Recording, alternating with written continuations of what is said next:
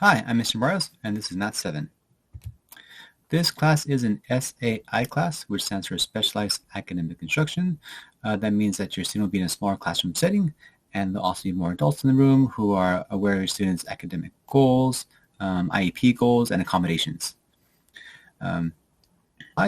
We also use breakout rooms. These are great because that's how we can best assist your students. So in different practice, if a student needs extra help or attention, we can break them up into appropriate groups and pair them either with myself or an instructional aid to help them along. Google Classroom is a platform we're using for assignments, announcements, and materials. So we do expect kids to check that regularly to make sure they are up to date with everything that we're doing in the class. Curriculum and resources. The majority of my department will be using Open Up Resources this year.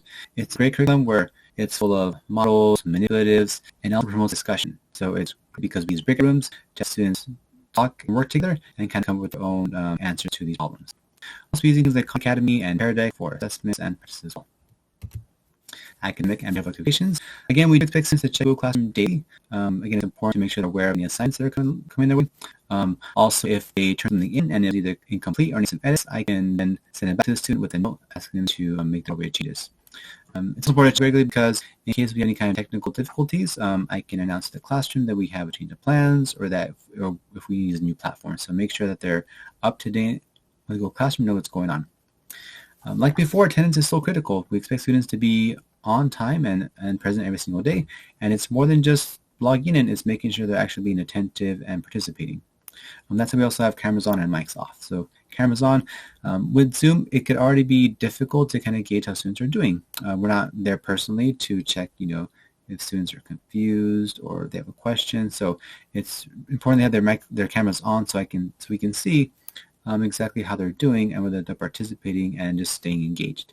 Mics off. We practice this in class, but I do recommend you practice at home too. Just that's your students were to turn the microphone on when they're speaking and immediately turn it off.